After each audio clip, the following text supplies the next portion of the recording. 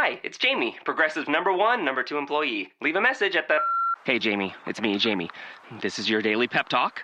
I know it's been rough going ever since people found out about your a cappella group, Mad Harmony, but you will bounce back.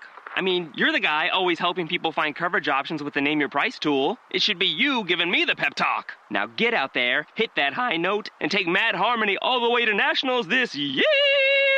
Sorry, it's pitchy. Progressive Casualty Insurance Company and Affiliates. Price and coverage match limited by state law. You're listening to the Spark Radio Network. Internet radio like you've never heard before. Innovation, creativity, and imagination are all said to begin with a spark. So fasten your seatbelt and take the ride of your life and listen for the spark. You are listening to KLRN Radio, where liberty and reason still reign.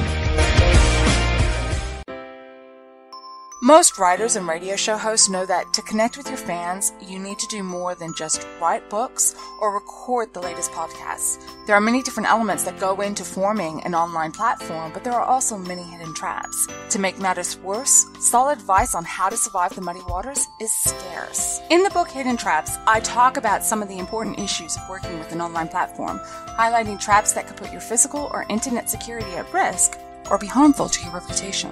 Are your social media posts just links with a few disjointed words, making you look like someone who can't complete a sentence? Did your new website cost you more than you anticipated? Are you leaking your personal contact details across the web without even knowing it? Then you need Hidden Traps. Hidden Traps is now available in paperback and ebook from a variety of retailers, including Amazon, Barnes & Noble, and Kobo. Visit blackwolfpublications.com for more details. If you're 85 or younger, would you like peace of mind and comfort for your family? We're Final Expense Direct with an urgent message for you. The average funeral today costs over $8,000, but the most you'll get from government benefits is $255. How will your family pay the difference? We can help. Our senior plans start as low as just $1 a day and pay up to $30,000 for a funeral and other final expenses. Peace of mind is easy. There's no medical exam. You'll have lifetime coverage, and your plan can't be canceled as long as you pay your premiums. Call now for free information about our senior plans. Answer a few simple questions and receive approval right on the phone. Plus, call right now and we'll give you a discount prescription card for free. Call 800-553-8687. That's 800-553-8687. Again, 800-553-8687. KLRN Radio has advertising rates available. We have rates to fit almost any budget. Contact us at advertising@klrnradio.com.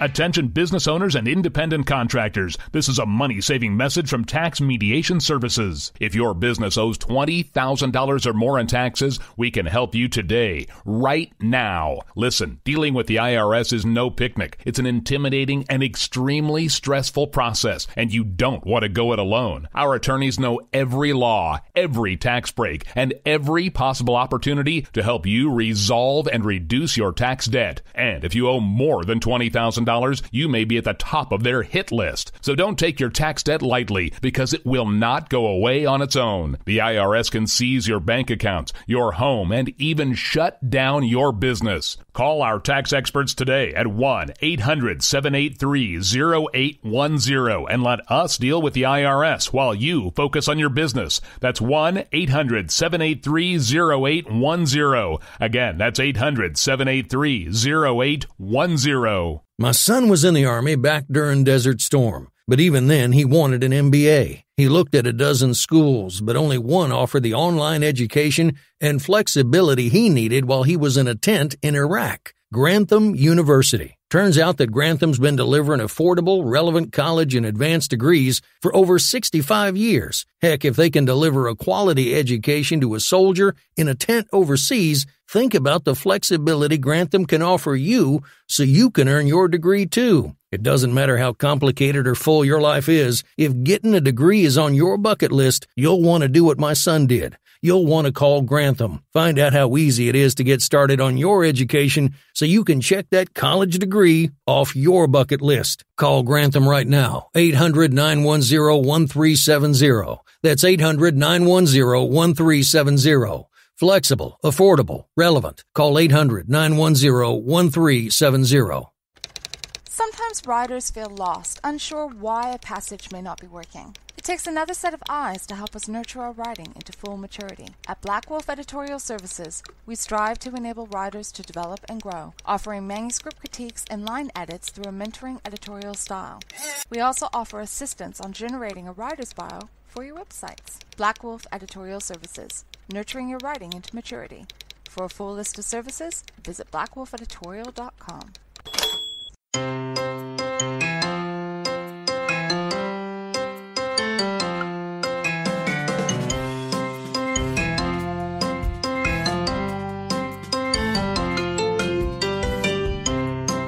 The world around us is an amazing place filled with beauty and with science. But let's face it, sometimes the science can be so confusing that it takes a PhD to understand it. Well, you're in luck. I just happen to have a PhD. Come and take a seat. Perhaps I can explain the world around us in a way we all can understand. Welcome to Conversations in Science. I'm Dr. Judy L. Moore. Call me Doc. This episode of Conversations in Science contains some material that might not be suitable for younger audiences. Parental guidance is advised.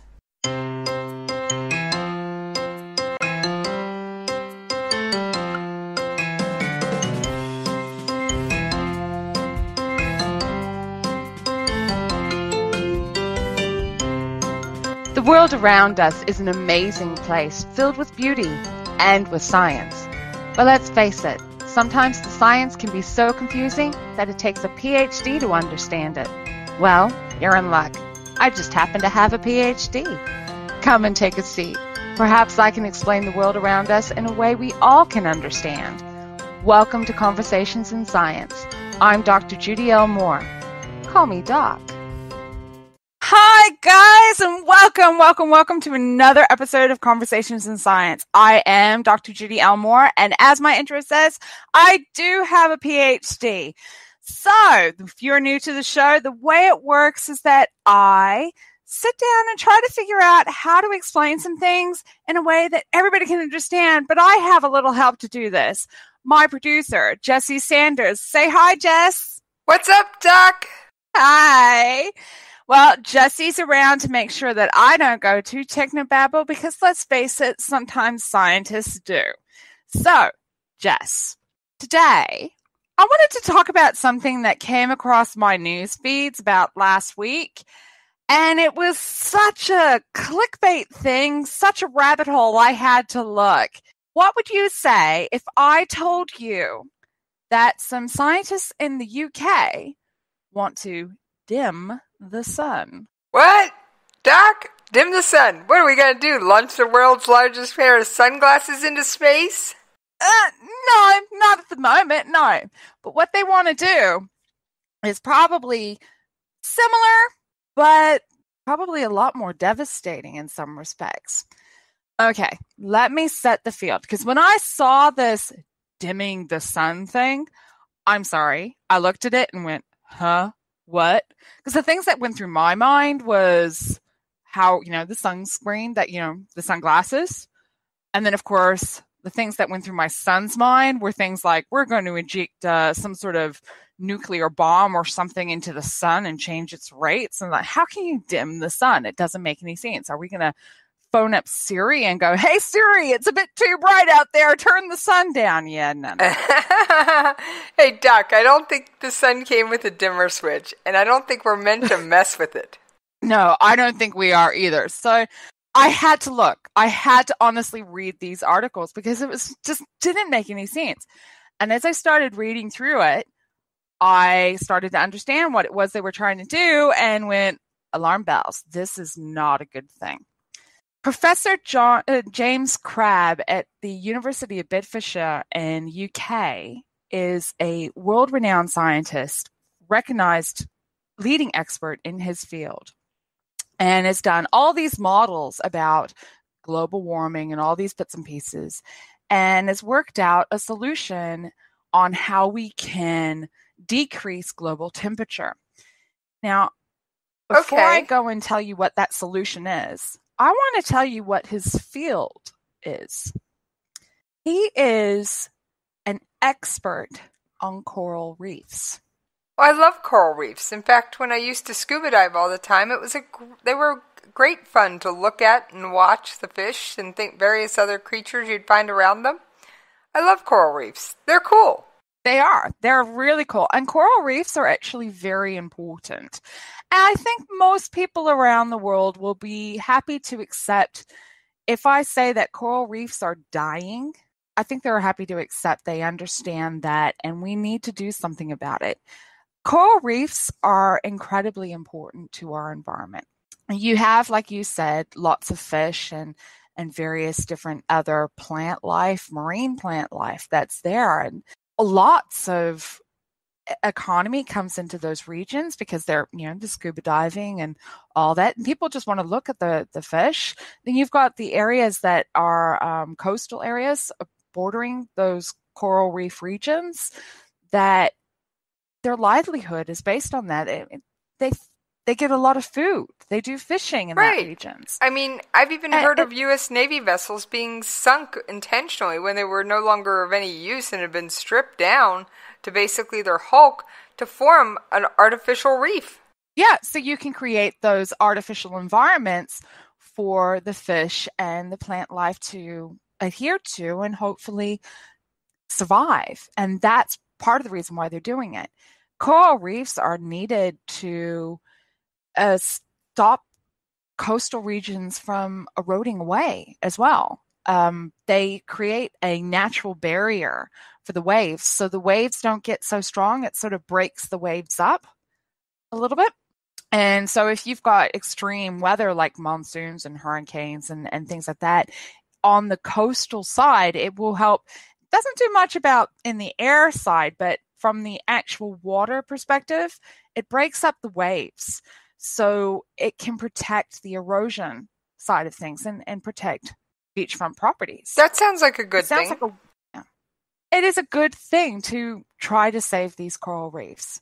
Basically what's happening and why the coral reefs are dying is climate change and global warming. It sounds horrible, but that's basically what it is. Okay. Remember, we've talked about climate change. Yeah, we've talked about climate change some time ago, and we were basically saying that climate change is where you have the environment or the climate of a local region is changing and is no longer suitable for whatever's there naturally, and things are dying there. If they don't adapt and change, they will die, and the coral reefs are not coping with the changes in their environment. You have an increase in surface temperature. The global surface temperature is increasing, and we know this. We can measure it. Why it's happening is the debate. That's why we have these debates in the first place. But it is recognized that we are definitely have an increase in global temperature, hence the global warming.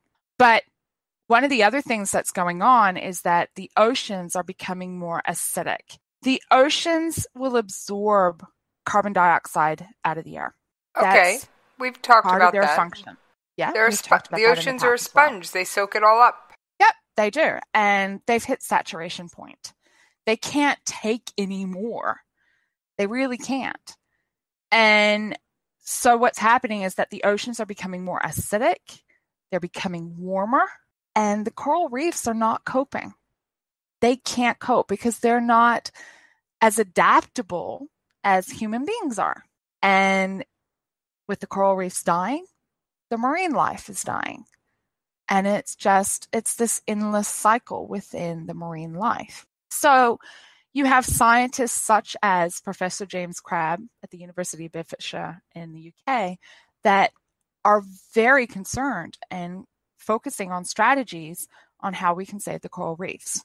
Right, coming back to dimming the sun. Well, I want to save the coral reefs, but I don't want to hurt the planet in the process. Yeah, let's come back to the dimming of the sun. What Professor James Crabb has proposed is that we eject sulfates into the atmosphere. Wait a minute. We've spoken Sulfates about as this in on multiple times. sulfates as in sulfuric acid and stinky sulfur gas and rotten egg smell? In a roundabout way? Yeah. Yuck, I mean, it's Doc. not. I mean, the sulfates that he's talking about in particular are actually stable in the sense of that they're not going to break down like some forms will. And so it's probably not going to give us as much as acid rain as some areas, but you can't totally negate that process. You are still going to get a little bit of acid rain. Not to mention the rotten egg smell and the yucky yellow color. Well, that's just pure sulfur, so we won't go there. Okay. The reason why he's suggesting the sulfates is because we've spoken about this on a previous episode before, that greenhouse gases are the gases that will absorb the radiation from, say, the sun, and they will eject it in some other form of radiation, typically in the form of heat. And so, like carbon dioxide, oxygen, ozone, methane, there's quite a few different, even water.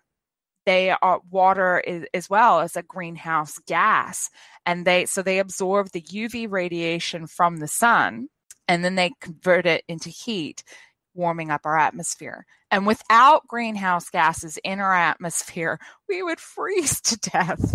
We need them. Without the greenhouse gases, I think the average temperature would be something like in the order of minus 18 degrees Celsius. Okay, that's just too cold on any scale, Doc. When you get to the negatives, I need more than my heater and my hot water bottle.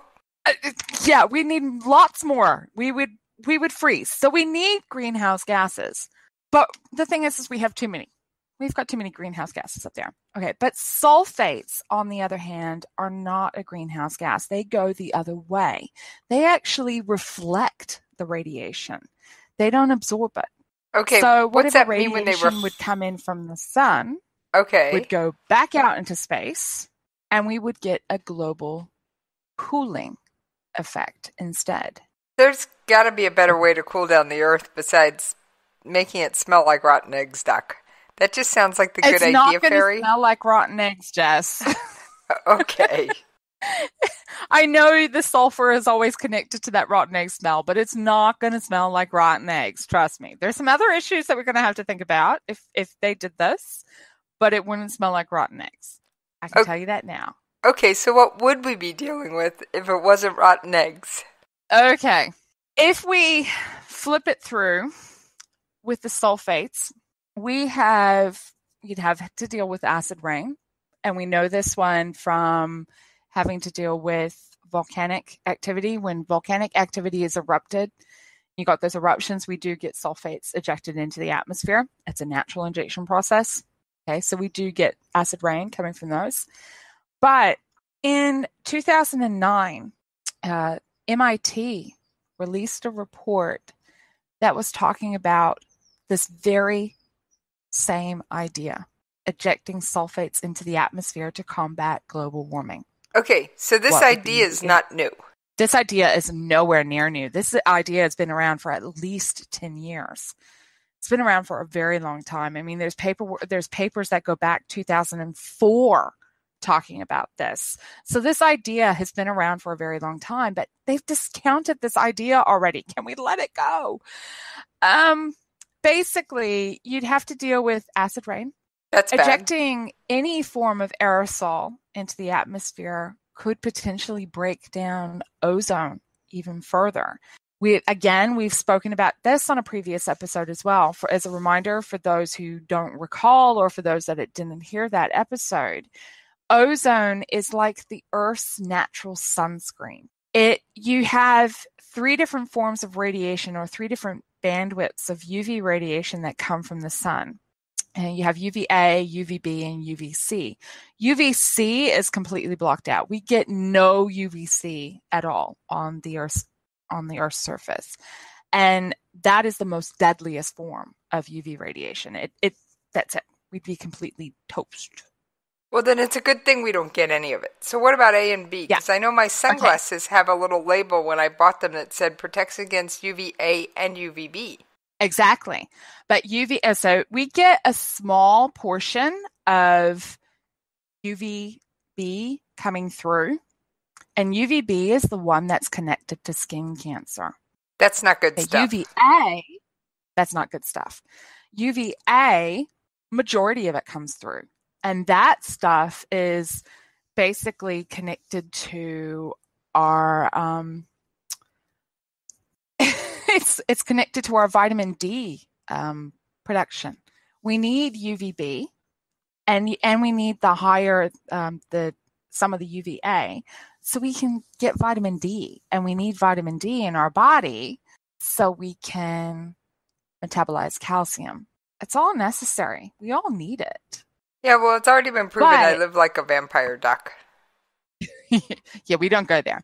But if you break down the ozone, then you're going to get more UVB radiation coming into the Earth's atmosphere than what we already have.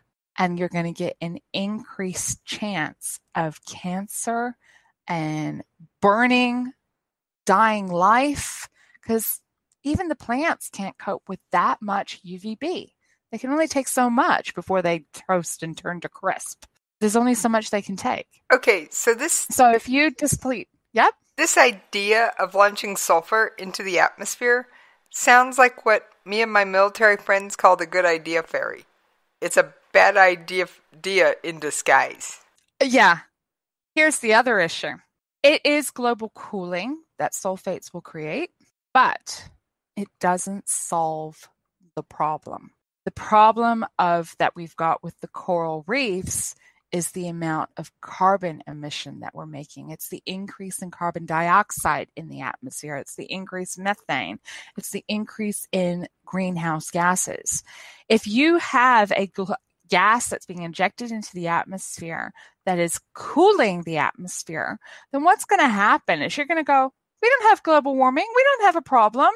Why do we need to do this? Why do we need to stop burning our fossil fuels? Why do we need to change our car from petrol to get into electric? Why do we need to do that? Because if we've got a global cooling, why is global warming even an issue? You're not negating the problem.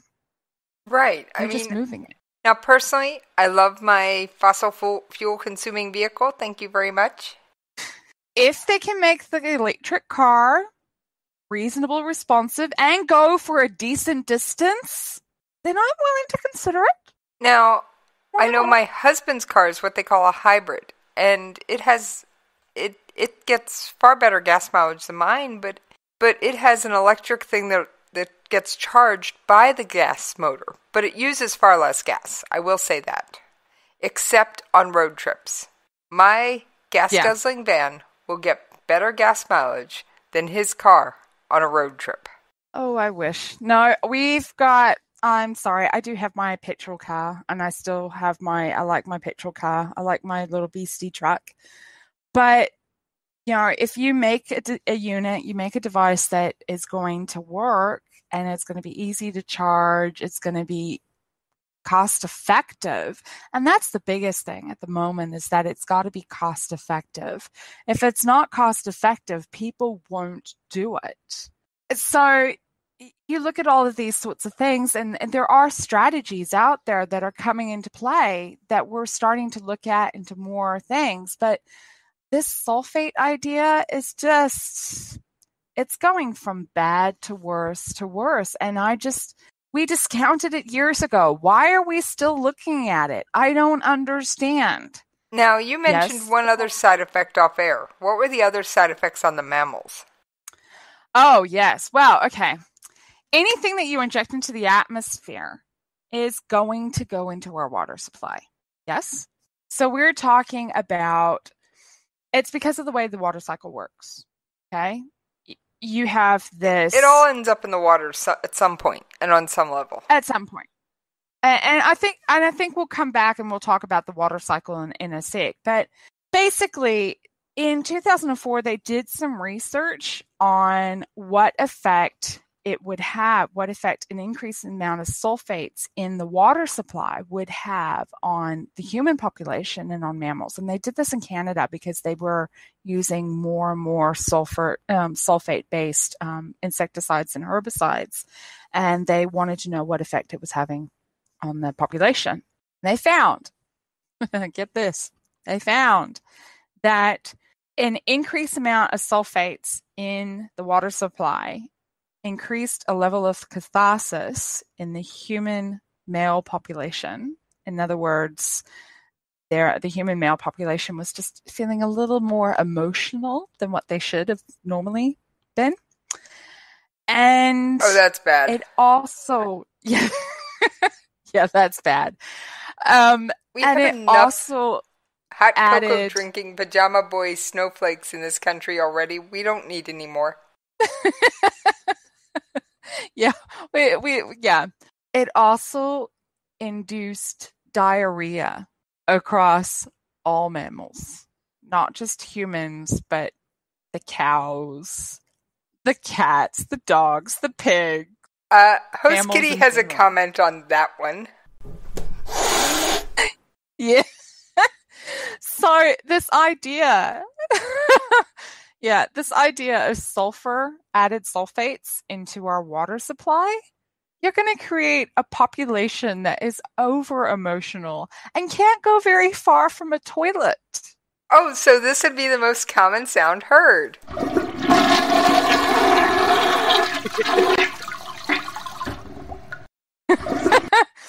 And that in itself is going to cause issues because wastewater treatment plants can only cope with so much.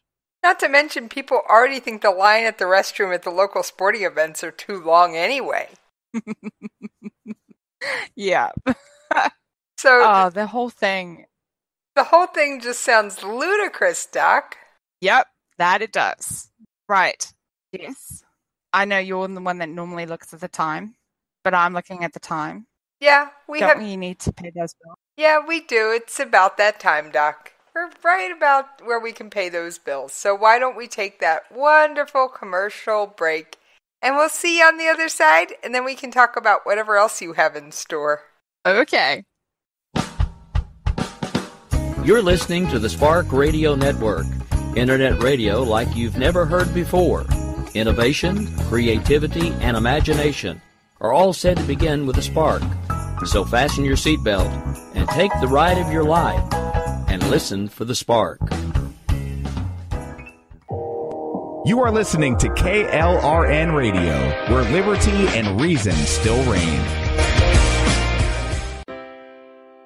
Most writers and radio show hosts know that to connect with your fans, you need to do more than just write books or record the latest podcasts. There are many different elements that go into forming an online platform, but there are also many hidden traps. To make matters worse, solid advice on how to survive the muddy waters is scarce. In the book Hidden Traps, I talk about some of the important issues of working with an online platform, highlighting traps that could put your physical or internet security at risk or be harmful to your reputation. Are your social media posts just links with a few disjointed words, making you look like someone who can't complete a sentence?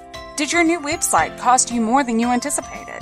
Are you leaking your personal contact details across the web without even knowing it? Then you need Hidden Traps.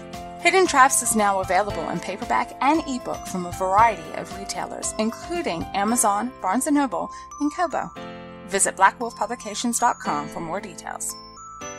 If you're 85 or younger, would you like peace of mind and comfort for your family? We're Final Expense Direct with an urgent message for you. The average funeral today costs over $8,000, but the most you'll get from government benefits is $255. How will your family pay the difference? We can help. Our senior plans start as low as just $1 a day and pay up to $30,000 for a funeral and other final expenses. Peace of mind is easy. There's no medical exam. You'll have lifetime coverage, and your plan can't be canceled as long as you pay your premiums. Call now for free information about our senior plans. Answer a few simple questions and receive approval right on the phone. Plus, call right now and we'll give you a discount prescription card for free. Call 800-553-8687. That's 800-553-8687. Again, 800-553-8687. KLRN Radio has advertising rates available. We have rates to fit almost any budget. Contact us at advertising@klrnradio.com.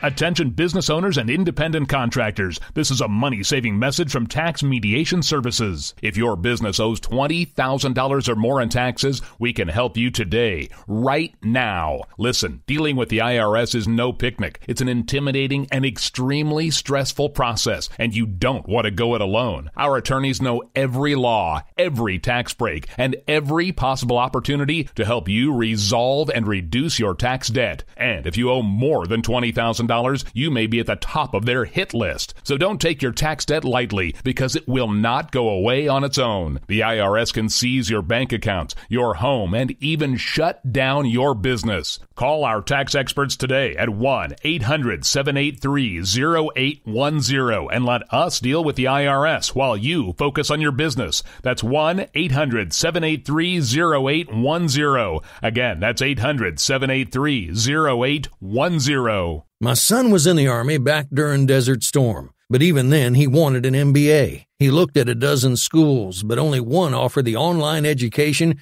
and flexibility he needed while he was in a tent in Iraq. Grantham University. Turns out that Grantham's been delivering affordable, relevant college and advanced degrees for over 65 years. Heck, if they can deliver a quality education to a soldier in a tent overseas, think about the flexibility Grantham can offer you so you can earn your degree too. It doesn't matter how complicated or full your life is, if getting a degree is on your bucket list, you'll want to do what my son did. You'll want to call Grantham. Find out how easy it is to get started on your education so you can check that college degree off your bucket list. Call Grantham right now, 800-910-1370. That's 800-910-1370. Flexible, affordable, relevant. Call 800-910-1370.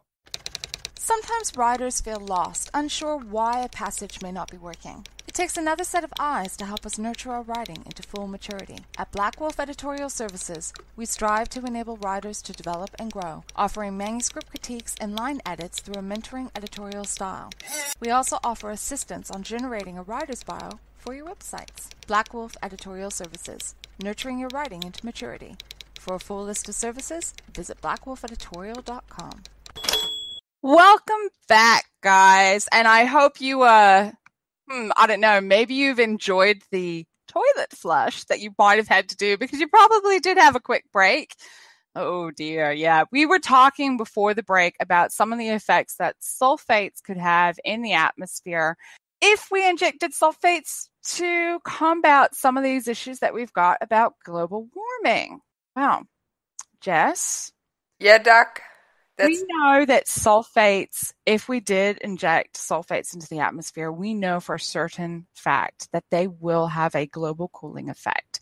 Just after World War II, it turns out that we actually had a significant amount of sulfates injected into the atmosphere because just after World War II, you had a sudden production of insecticides or herbicides or all these different things that were all sulfate-based industrial systems injecting up into the atmosphere. So we know, and we actually have, if you look at the temperature record around that time frame, just shortly after World War II, we did have a dip in the temperature rise.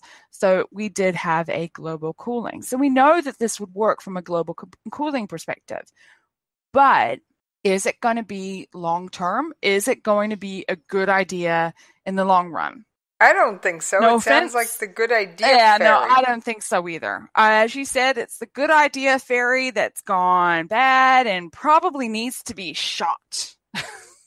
I can Not see. a good I can idea. deal with that one, Doc. I can deal with that one. I'm sorry. Overly emotional bathroom trapped males. Yeah, no. Let's not go there, folks. Let's not even go there. Let's please not go there. I mean, I don't know about you, but it's bad enough as it is in this house. We've only got one toilet, 2 teenagers, and 1 toilet. Yeah, it's never a good thing. And I share a toilet with Host Kitty. Yeah, she does actually, by the way, guys. I mean, I've actually seen a video of Host Kitty using the toilet. Oh my God, your cat's toilet trained. Yes, Bizarre. He is. Hey, it saves me from cleaning a litter box, folks. Which that's my way of helping the environment. I'm not throwing extra stuff into the trash. I'm not throwing kitty litter in the trash. Because Host Kitty uses the toilet. Yeah, okay. So anything that we inject into the atmosphere is going to find our water supply eventually. The way the water cycle works, for those of you who don't know, basically what happens is that our oceans get heated up, or the water, or various different large bodies of water, lakes, oceans, they get heated up by the sun, and the top layers of water will evaporate.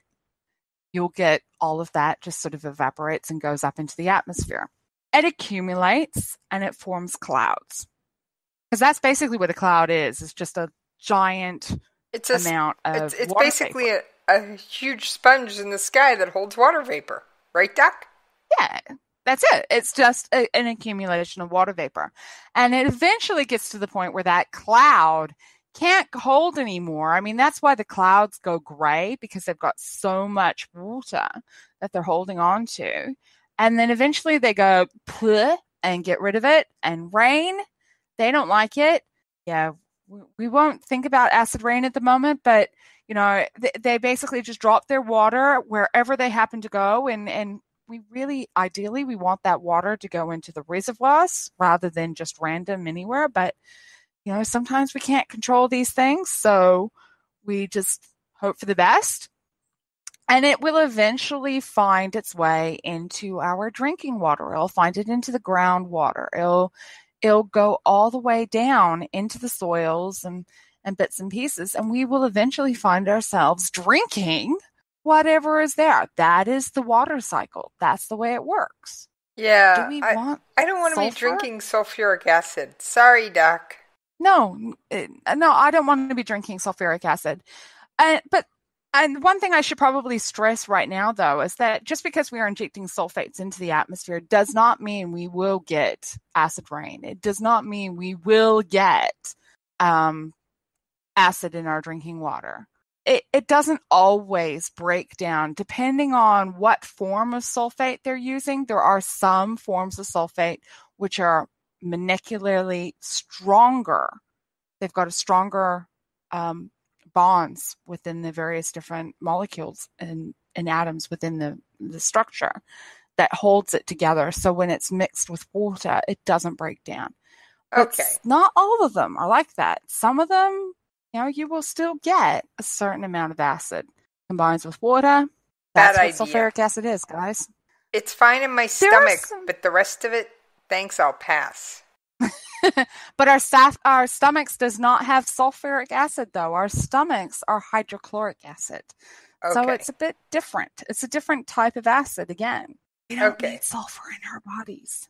Then I'll keep the stomach in my acid and the rest of it can take a long walk off a short plank. That sounds like an idea to me. All right. When I was talking to some other people about this idea, because I have to admit, it was an ultimate clickbait. When I saw this dimming the sun, I just had to read through the articles because my writer brain, my scientist brain just went sci-fi glorious modes. And it's like, are we going to be injecting that bomb or something into the sun? And are we going to physically be somehow dimming the actual sun? I couldn't fathom the ideas without reading the articles. I had to read those articles. Ultimate clickbait. But I was talking to some other people about this, and I said, you know, I mentioned these ideas, and the first thing that came to their minds was the cane toads in Australia. Okay, what's a cane toad in Australia got to do with dimming the sun? I mean, granted, 90% of the stuff in Australia wants to kill you or eat you anyway. Yeah, probably. Well, the stuff in the outback, that's for sure. Okay, well, the cane toad is a toad. It's a particular type of toad. They are native to South America and Central America. Okay. In 1935, the Bureau of Sugar Export Stations, which is now known as the Sugar Research Australia, decided it would be a smart idea to introduce cane toads to Australia to combat the native greyback cane beetle. The greyback cane beetle was eating the sugarcane crop. It was destroying sugarcane, and they wanted to find a way to deal with this. They didn't want to use pesticides if they can avoid it. They wanted to avoid those chemical methods. And they had the prickly pears. They had introduced a moth to control prickly pears in Australia as well. And they had great success with this. So somewhere along the line, they decided, let's introduce cane toads. Yeah. Wow. Well, I The mean, cane toad my population. cat will take out a moth. Host Kitty will happily take on Mr. Moth. He likes chasing him. The running joke around here is, oh, there goes the neighborhood. The cat found a bug. Well, here's the thing. Cane toads are poisonous.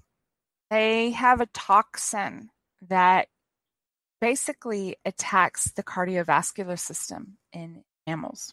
And you can be, as a human, exposed to a cane toad and die. Okay, then I They definitely are toxic. don't want those things, and I don't want Host Kitty near those things. Host No, Kitty, you don't we're want not Host going to Kitty. Australia. What makes it worse is that the cane toads are breeding out of control. Oh, bad news. They, according to the reports that I'm looking at, in the 1935, they only introduced in the order of about 100 toads. They reproduced so fast that they now have over 200 million cane toads. That's a lot.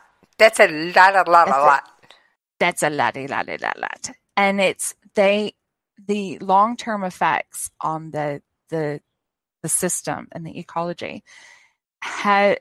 It's devastating because you'll get the native wildlife will go to eat these cane toads and die.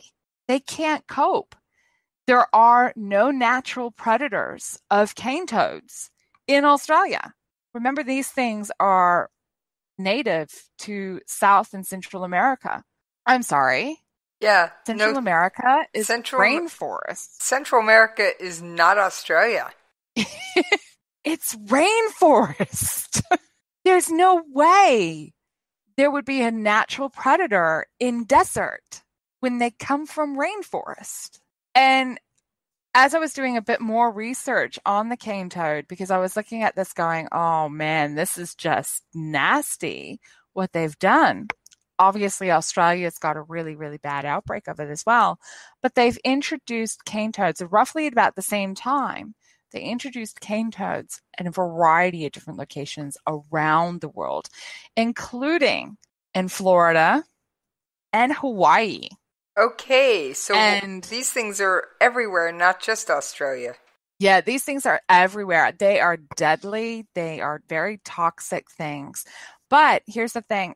In Australia, the infestation of cane toads has gotten so bad that the Florida Fish and Wildlife Conservation Commission actually recommends that residents kill them.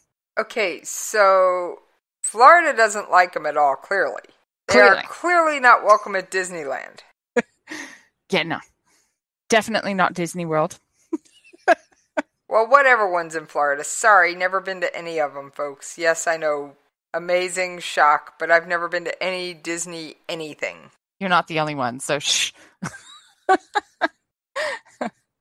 But yeah, and if they're out of control in Hawaii as well, and it's just like, if we've done this whole concept of we had a problem, we need to figure out how to solve it. Let's do something without necessarily thinking this through to the end.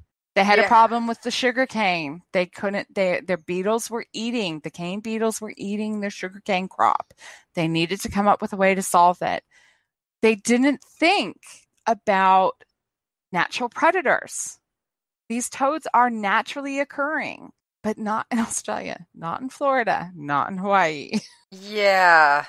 So you want to bring something that has no natural predators to your shores on an island nation to handle a problem that, no offense, a bug spray probably could have dealt with. And I know you don't want the pesticides, but there's got to be an herbicide that would have done the job without leaving you with toads. Cane toads. Yeah, there had to have been something that they could have done. And that's the thing. So coming back to this dimming of the sun, in my opinion, injecting sulfates into the atmosphere is not going to solve the problem. It is going to achieve. It is going to change one set of problems for another. And we're probably still going to have the coral reefs dying on us. Okay then, so it's not really going to do any good. I don't think it's going to do any good whatsoever, because the main problem revolving around the coral reefs dying is the fact that we have surface temperature increasing and the acidity levels of the oceans are changing as well. It's two problems. It's not just the temperature. You've got to think of something else, guys. This is not going to work. And I think I got an idea, Doc. Install the world's largest ice maker in the ocean. Oh, no, don't do that. Because I'll tell you what, there are some other scientists who are also involved with the coral reefs and who are also wanting to look at the coral reefs. They have suggested that instead of injecting sulfates into the atmosphere, that we inject and distribute some other chemical into the oceans to counteract the carbon dioxide absorption. Nah, just set up the world's largest ice maker. I like my idea better. No. Okay, we won't go there. I'll just let you have your ice maker and we won't go there. You know me, Doc. I've always got to throw some humor in there somewhere. I know, but no, we're not going to go there. No, it's not a serious idea. No. I mean, you know my level of science, Doc. That's why I do this show with you. Okay, so do you understand what dimming, if I say dimming in the sun now, you know what I mean? Yes, bad idea. The bad idea fairy has come to town and needs to go away. Yes, I definitely think so. The coral reefs, yes, we've got to do something. Yes, we've got to save them. But there's got to be another way. It really has to be. I agree. There's got to be some way that, yeah, like I said, there's got to be a way. I don't want to be drinking sulfate. I don't think anybody does, Doc. Except maybe this guy. And fine, he's a scientist. Get your own sulfate and go drink it. In fact, it was actually suggested. One of my writing buddies had actually suggested this idea. How about we create a little habitat for him where he can do all his experiments he wants, inject the sulfates into the atmosphere for his self-contained environment, and then he can see what effect it does to him and whether he survives the experiments and things that he wants to do. Sounds like a winner! Score! Whatever writer came up with that one, good idea. Good idea. Yeah, it's the whole concept behind this. It's just, no, it's gotta go. It's got to go.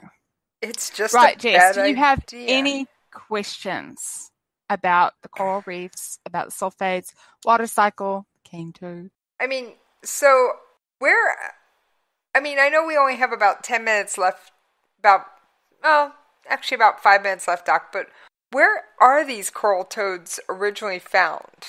And where are there cane toads? Yeah, the cane toads. Sorry, I'm confusing coral reefs and cane toads.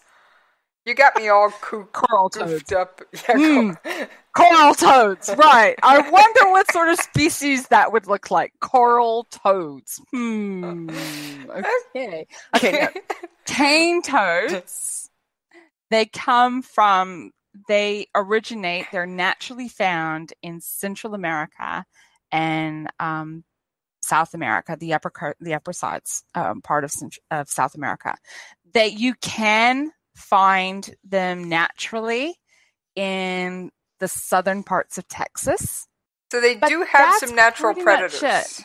Yeah, there are some natural predators in the central, in southern, in the very south part of Texas for these cane toads. And that's probably where they got the original crop of cane toads from in the 1930s, was probably South Texas.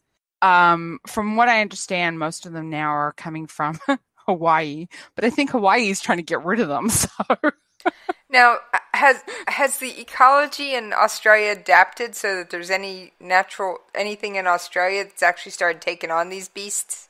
There is. I found an article that was a few years old now, and it was talking about meat ants.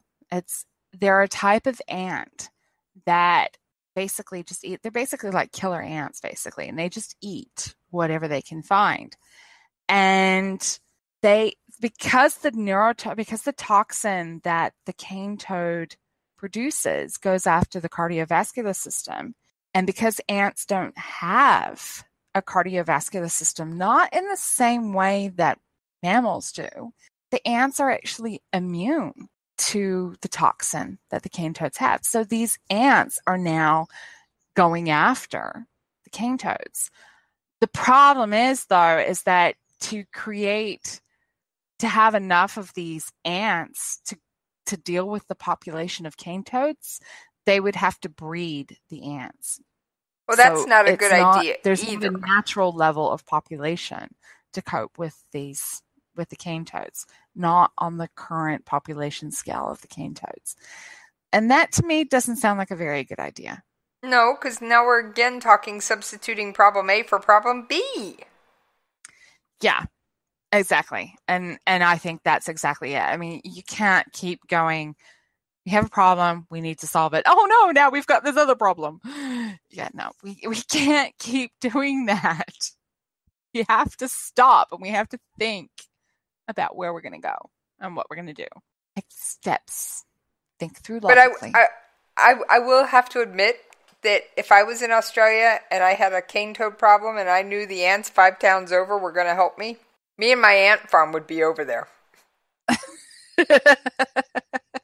Hey, small scale. I mean, but would you really want to be breeding killer ants? On a tiny scale, maybe. Hey, I've been told my cat could be an ecological disaster turned loose because he's a house cat. But he's not going to reproduce out of control because, well, I did the responsible cat owner thing and he's fixed. So he can sow his non-existent wild oats. Yep. But, I mean, okay, I can see me doing it. You know me, Doc. Me and my ant farm would be on over there going, yeah, give me 20, 30 of these buggers. I mean, 20 or 30,000. No, just for my place. Yeah, 20 or 30,000. You're talking ants, darling. Ants. 20 or 30 is not going to get you very far. No, but it's enough to start a colony. 20 or 30 to start a colony? No. All right, a couple hundred. You're still talking in the order of thousands. Okay, then. But yeah, me and my ant farm would have to go find some of these things if I really needed them, which thankfully I don't. Yeah. Because, like I said, half the stuff in Australia is either trying to eat you or kill you. That's why they actually sell snake bite insurance to tourists. Yeah. Do you know how I found out about the snake bite insurance? And you're going to laugh. Okay, tell me. Because I've never been to Australia. When President Obama went there, they presented him with one of these tourist trap insurance policies. And I just had to laugh. Okay. I'd never heard of it before. That's one way. I'd never heard of it before or since, but yeah, evidently they are sold to tourists. Actually, there is some kind of actual insurance behind it, but the funny thing is you present a framed one to the president, and it's going to make the news. Of course. All right, Doc. Of course. I think we're about out of time. I think we are. So, I will see you all guys next time. Bye, Doc. Well, that brings us to an end of another Conversations in Science. If you have any questions about science and about some of the world around us, feel free to drop me a line. I'm on Twitter, and you can find me at Judy L. Moore, or you can look me up on Facebook, Judy L. Moore, or you can drop me a line on my personal website, judylmoore.com. I think you're seeing the pattern here. Then, of course, if you are interested in some of the other projects I do, which is the writing and editing, feel free to check me out on blackwolfeditorial.com. But then, of course, don't forget, if you are wanting more information about the science, you can also contact us at the station with the email of science@klrnradio.com. Then, of course, there's my cohort that keeps going through and popping up. You mean me, Doc? Well, for anybody who wants to track me down, you can find me on Twitter at Jessie's POV. And you can also drop me a line at the station at Jessie's POV at KLRNRadio.com. Bye, guys. Bye. We alarm our houses. And we alarm our cars. But when it comes to your personal information, it can be tough to know when something isn't right. That's where Discover Card can help. Now, we'll send you an alert if we find your Social Security number on any one of thousands of risky websites. And this service is free for card members. Just sign up online. It's our way of looking out for you, not just your account. Learn more at discover.com/free alerts. Limitations apply.